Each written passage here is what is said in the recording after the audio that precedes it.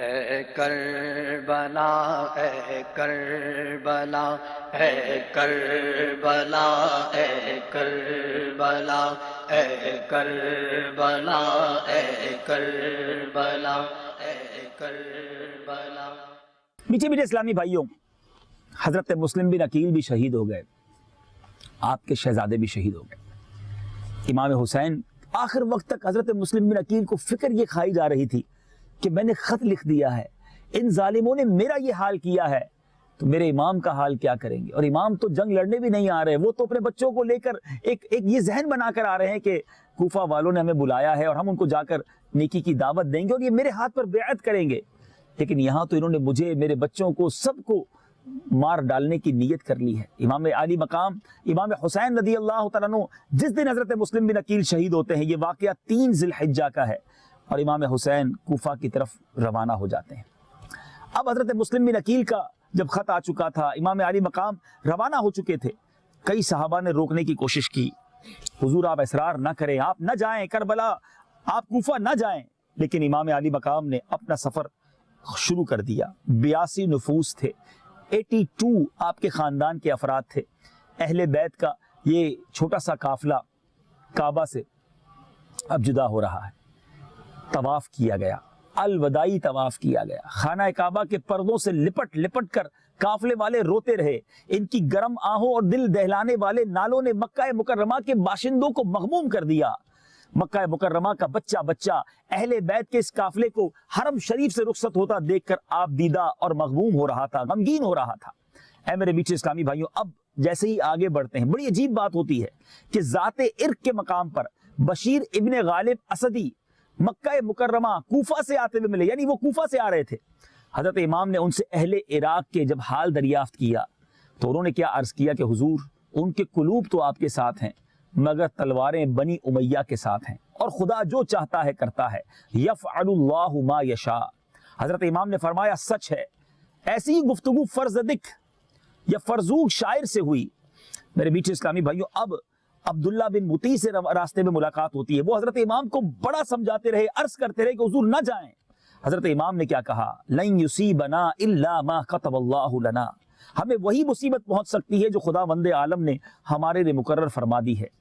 اب بڑی عجیب بات یہ ہے کہ راستے ہی میں کوفیوں کی بد عہدی اور حضرت مسلم کی شہادت کی خبر بھی مل گئی۔ یعنی حضرت مسلم نے خط لکھا تھا، امام روانہ ہو گئے، راستے میں کوفہ پہنچنے سے پہلے، کربلا پہنچنے سے پہلے امام حسین کو پتہ چل گیا کہ حضرت مسلم بن عقیل کو شہید کر دیا گیا ہے۔ کوفیوں نے بد عہدی کر دی ہے۔ اب آپ کا جو قافلہ تھا اس میں مختلف رائے ہو گئی، کسی نے کہا حضور اب تو جانے کا فائدہ نہیں، واپس چلتے ہیں مدینہ شریف، واپس چلتے ہیں مکہ پاک۔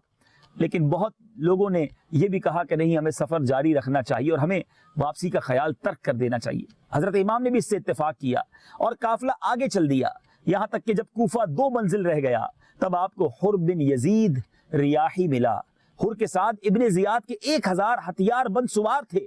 حر نے امام علی مقام کی جناب میں عرض کی کہ اس کو ابن زیاد نے آپ کی طرف بھیجا ہے اور حکم دیا ہے کہ آپ کو اس کے پاس لے چلے۔ حر نے یہ بھی ظاہر کیا کہ حضور میں دل سے نہیں آیا، نہ میں اپنے دل سے نہیں آیا بلکہ مجبوراً آیا ہوں، اور حکم دیا ہے کہ مجھے آپ کو لے جانا ہے، آپ کی خدمت میں جرت کرنا، آپ کے سامنے کھڑے ہونا مجھے بڑا ناگوار ہے۔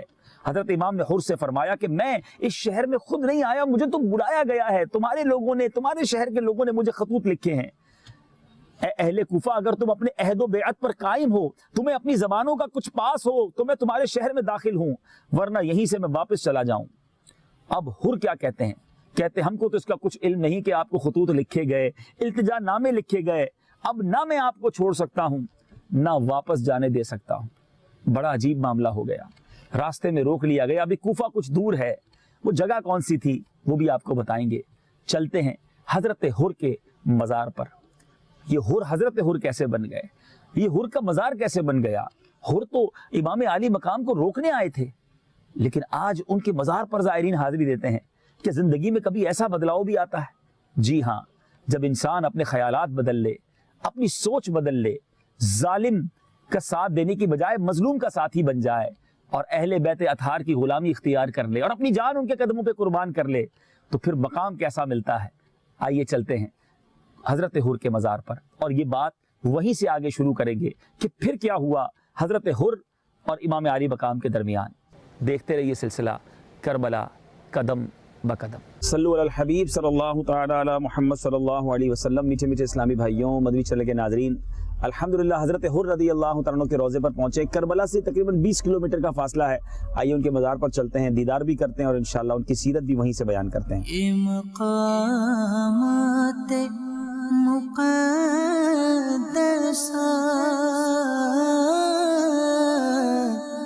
یہ مقامات مقدسہ اللہ والوں سے ہے جو وابستہ.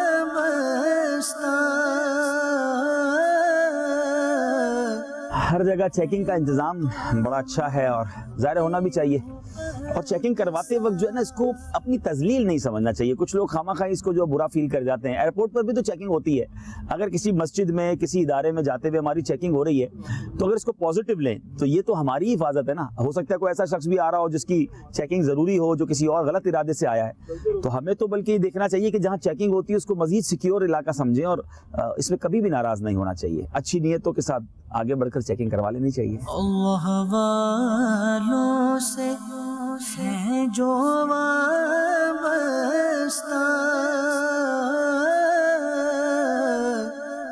ہے مقامات مقدسہ، یہ مقامات مقدسہ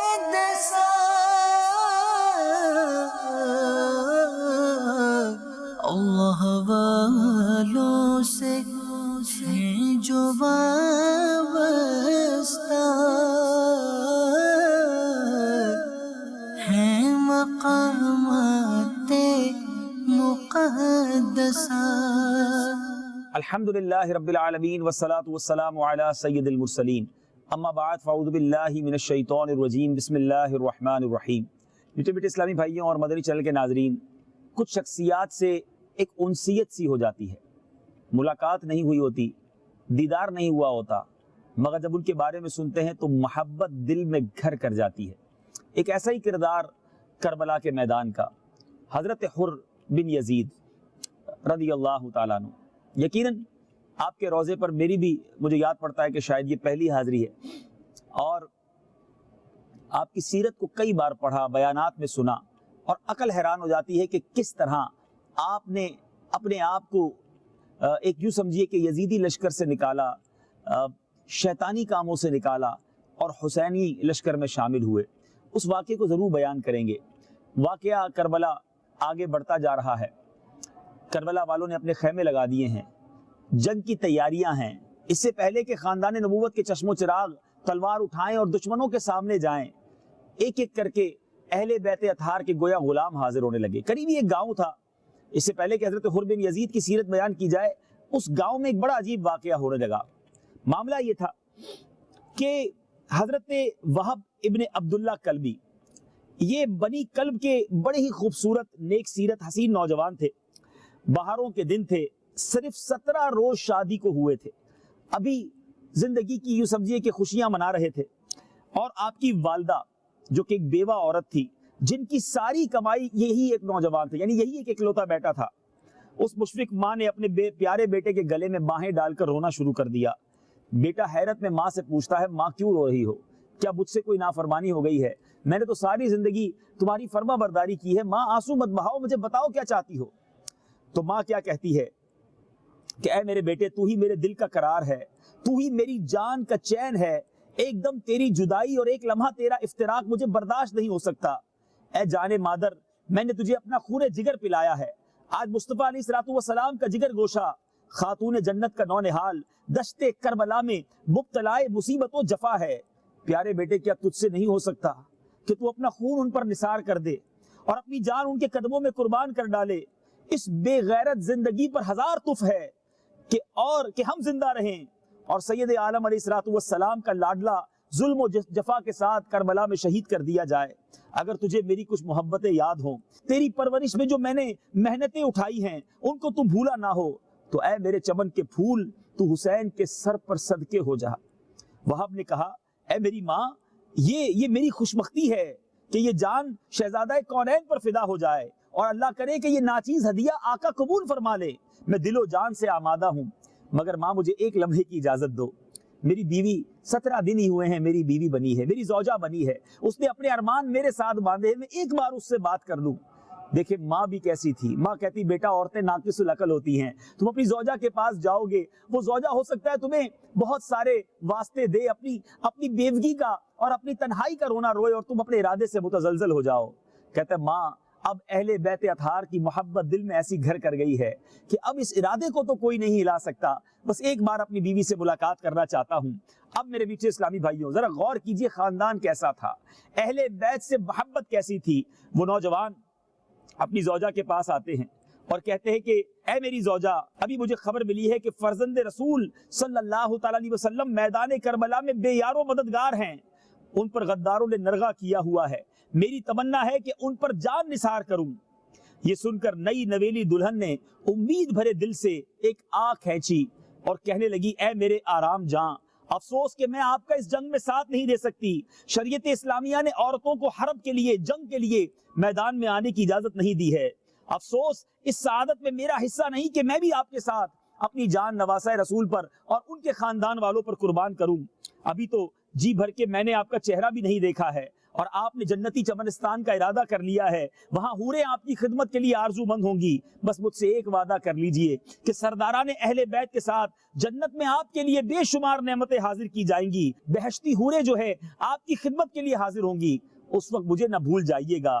یہ نوجوان اپنی زوجہ کو لے کر، اپنی بوڑھی ماں کو لے کر نواسہ رسول امام حسین کے قدموں میں حاضر ہوتا ہے۔ ذرا غور تو کیجئے منظر کیا ہوگا، ایک طرف حسینی خیمے لگے ہیں، ایک طرف یزیدی لشکر موجود ہے، تلواریں تیز کی جا رہی ہیں، اور یہ تین لوگوں کا قافلہ جس میں ایک بوڑھی ماں ہے، نئی نویلی دلہن ہے اور حضرت وہب ہیں، امام حسین کے قدموں میں حاضر ہوتے ہیں اور عرض کرتے، دلہن نے عرض کی یا ابن رسول، شہداء گھوڑے پر سے زمین پر گرتے ہی حوروں کی گود میں پہنچتے ہیں اور وہاں پر حوریں ان کی استقبال کے لیے موجود ہوتی ہیں، میرا یہ نوجوان شوہر جو ہے آپ پر اپنی جان تمنا کرنے کی تمنا رکھتا ہے، میری تو نہ ماں ہے نہ باپ ہے نہ کوئی بھائی ہے نہ قریبی رشتہ دار ہے جو میری خبر گیری کر سکے، بس ایک ہی التجا ہے کہ محشر کے دن میں اپنے شوہر سے جدائی نہ ہو، دنیا میں آپ مجھ کو اپنے اہل بیت میں کمی کنیزوں میں رکھے اور میری عمر کا آخری حصہ آپ کی پاک بیویوں کی خدمت میں گزر جائے۔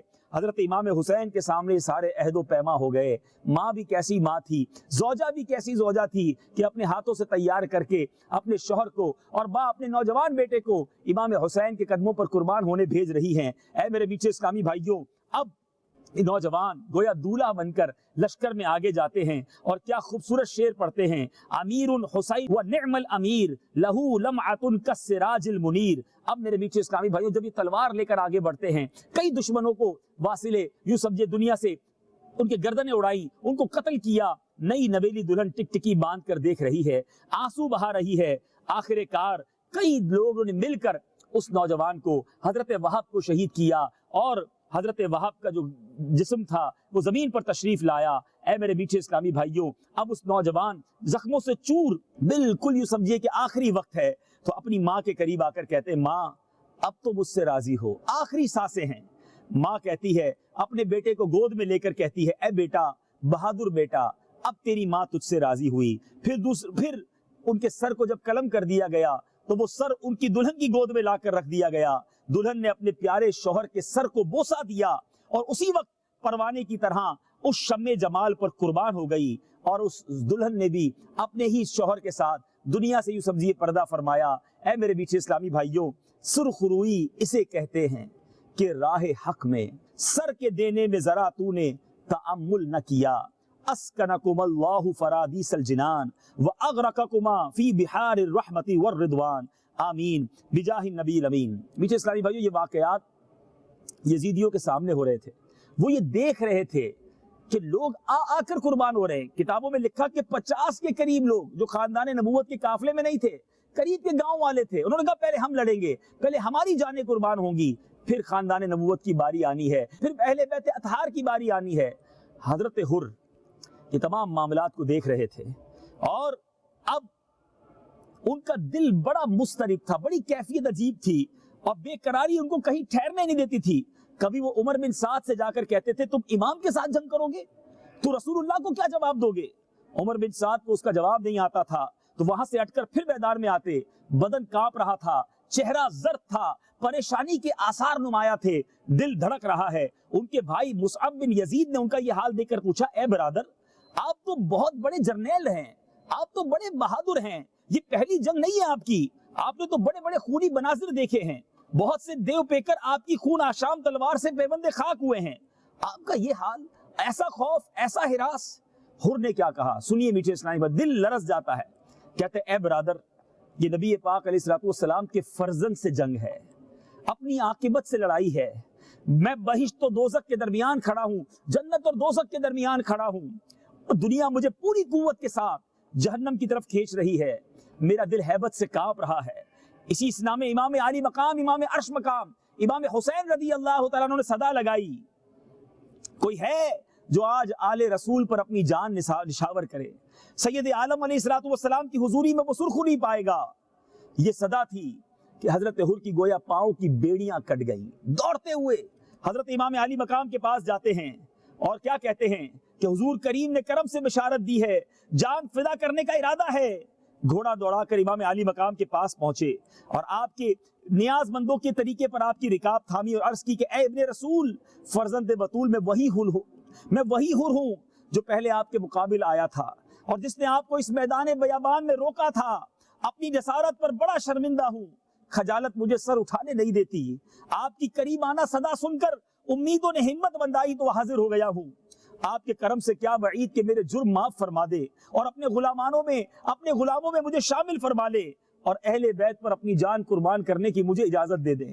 حضرت امام نے حر کے سر پر دست مبارک رکھا اور فرمایا اے حر، بارگاہ الہی میں اخلاص بندوں کے استغفار قبول ہیں، توبہ مستجاب ہے، وَهُوَ الَّذِي يَقْبَلُ التَّوْبَةَ عَنْ عِبَادِهِ، تمہیں مبارک ہو کہ تمہاری توبہ قبول ہو جانی ہے۔ اب حر اجازت لے کر ذرا غور کریں کہ ایک طرف سے لشکر میں نکل کر، ایک طرف کا سپہ سالار، ایک طرف کا کمانڈر جرنیل دوسری طرف والوں کے پاس آ جاتا ہے اور وہاں تلوار لے کر اب حاضر ہے اور امام کی اجازت سے اب یزیدیوں کے لشکر کی طرف جاتے ہیں۔ اے میرے بیچے اسلامی بھائیو، حر کے بھائی مصعب بن یزید وہ بھی بڑے مضطرب تھے، دیکھا کہ بھائی جنت کی طرف چلے گئے ہیں تو وہ بھی دوڑتے ہوئے آئے، کہا کہ اے حر تم نے میرے لیے راہ نکال دی، مجھے بھی ہمت دلا دی، آپ نے فیصلہ کر لیا، بس میں بھی اہل بیت پر اپنی جان قربان کرنا چاہتا ہوں۔ مصعب بن یزید بھی اس طرف آ گئے۔ اے میرے بیچے اسلامی بھائیو، عمر بن سعد کہ اب لشکر کو گمان ہونے لگا کہ یہ کیا ہو رہا ہے، بڑے ہیلے بہانے کیے اور حضرت حر کے پاس ایک شخص کو بھیجا، ذرا غور سے سنیے گا ان کے درمیان بات کیا ہوئی۔ کہا اے حر، تیری عقل و دانائی پر تو ہم فخر کیا کرتے تھے، مگر آج تو نے کمال کی نادانی کی ہے، اس لشکر جرار سے نکل کر یزید کے انعام و اکرام پر ٹھوکر مار کر چند بے کس مسافروں کا ساتھ دیا ہے جن کے پاس تو کھانے کو بھی کچھ نہیں، پینے کو بھی کچھ نہیں، تیری نادانی پر افسوس آتا ہے۔ حر نے کہا اے بے عقل نصیحت کرنے والے، تجھے اپنی نادانی پر رنج کرنا چاہیے، تو نے طاہر کو چھوڑ کر، پاک کو چھوڑ کر نجس اور ناپاک کو قبول کر لیا ہے، دولت باقی کے مقابلے میں دنیا فانی کے آرام کو تو نے ترجیح دی ہے۔ نبی پاک علیہ السلام نے امام حسین کو اپنا پھول فرمایا ہے، میں اس گلستان رسالت پر اپنی جان قربان کرنے کی تمنا رکھتا ہوں، میرے آقا کی رضا سے بڑھ کر کونین کی کون سی دولت ہے؟ کہنے لگا اے حر تو یہ بھی جانتا ہے کہ ہم لوگ سپاہی ہیں اور آج دولت و مال یزید کے پاس ہے۔ حضرت حر نے کہا تیرے حوصلے پر لعنت، تو کم ہمت ہے۔ امام حضرت حر کو بڑی بہکانے کی کوشش کی گئی، مگر دل نے ٹھان لی تھی کہ اب جان قربان کرنی ہے تو اہل بیت کے نام پر قربان کرنی ہے۔ بہرحال میرے میٹھے اسلامی بھائیوں، حضرت حر نے بے شمار یزیدیوں کے سروں کو کاٹا اور آخر کار آپ بھی زخموں سے چور چور ہو کر حضرت امام علی مقام کے قدموں تک پہنچے۔ آپ کے قدموں میں بیٹھ کر آنکھیں کھولی اور دیکھا کہ ابن رسول کی گود میں ہیں، اپنے بخت و مقدر پر ناز کرتے ہوئے فردوس بری کو روانہ ہو گئے۔ انا للہ و انا الیہ راجعون۔ اے میرے میٹھے اسلامی بھائیوں، یہ وہ عظیم ہستی ہیں جنہوں نے جہنم کے لشکر سے نکل کر جنت کی طرف قدم بڑھا لیے۔ فیصلہ کرنا یہ واقعی بڑا ضروری ہوتا ہے۔ بہت سارے ناظرین ایسے ہو سکتا ہے ہوں گے جو برے کاموں میں مصروف ہوں گے، برے اعمال میں مصروف ہوں گے اور سوچ بھی رہے ہوں گے کہ مجھے فیصلہ کرنا ہے، مگر تذبذب کا شکار ہیں۔ آج اس ہستی کے قدموں میں کھڑا ہوں جنہوں نے ایک ایسا فیصلہ کیا، ہو سکتا ہے خدا نہ خواستہ، اگر جو یزیدی ہے انہیں کون جانتا ہے، مگر آج حضرت حر کا مزار ہے، آج دنیا بھر کے زائرین آ کر ان کے قدموں میں حاضری دیتے ہیں، ان سے محبت کرتے ہیں۔ یہ ہے وہ فیصلہ جس نے زمین سے آسمان پر پہنچا دیا، جہنم سے نکل کر جنتیوں کے دستے میں شامل کر دیا۔ اے میرے میٹھے اسلامی بھائیوں، آئیے نیت کرتے ہیں کہ انشاءاللہ ہم بھی قدم بڑھا کر رب سے سچی توبہ کر کے اپنی زندگی میں ایک اچھا بدلاؤ لائیں گے۔ اللہ مجھے بھی ہمت عطا فرمائے، آپ کو بھی ہمت عطا فرمائے۔ وقت ہوا ہے حضرت حر کی بارگاہ میں دعا کرنے کا، حضرت حر کی بارگاہ میں اصالِ ثواب کرنے کا، اور رب کی بارگاہ میں ان کے وسیلے سے دعا کرنے کا۔ دنیا بھر میں جہاں کہیں ہیں، اول آخر 3 بار درود پاک پڑھیں، 1 بار سورہ فاتحہ پڑھیں، 3 بار سورہ اخلاص پڑھ کر میری مل کر دیجئے۔ الفاتحہ۔ یہ مقامات مقدسہ،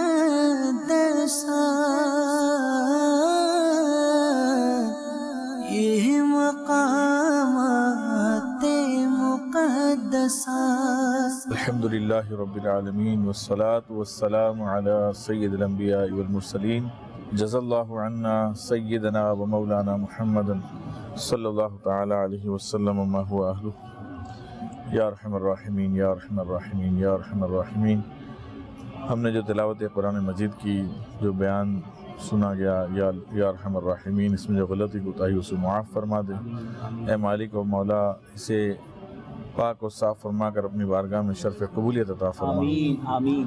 پیارے آقا صلی اللہ تعالی علیہ وسلم کی بارگاہ میں ہدیتاً تحفتاً پیش کرتے ہیں، قبول فرما۔ پیارے آقا صلی اللہ علیہ وسلم کے وسیلہ جلیلہ سے تمام انبیاء اکرام علیہم الصلاۃ والسلام، ازواج مطہرات، صحابہ اکرام، تابعین، تبع تابعین، بالخصوص شہدائے کربلا کی بارگاہ میں پیش کرتے ہیں، قبول و منظور فرما۔ بالخصوص سیدنا امام حسین رضی اللہ تعالیٰ عنہ کی بارگاہ میں پیش کرتے ہیں، قبول فرما۔ علی اکبر رضی اللہ تعالیٰ عنہ کی بارگاہ میں پیش کرتے ہیں، قبول فرما۔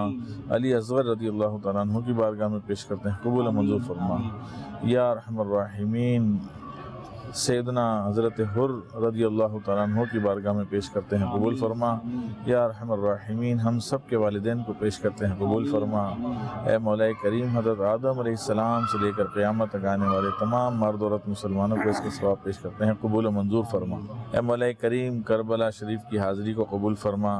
یا ارحم الراحمین، حضرت حر رضی اللہ تعالیٰ عنہ کے مزار شریف پر حاضری کو قبول فرما۔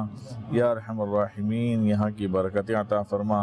اے مولا کریم، ہم سب کی مغفرت فرما، ہمارے ماں باپ کی مغفرت فرما، پیارے آقا صلی اللہ علیہ وسلم کی ساری امت کی مغفرت فرما دے۔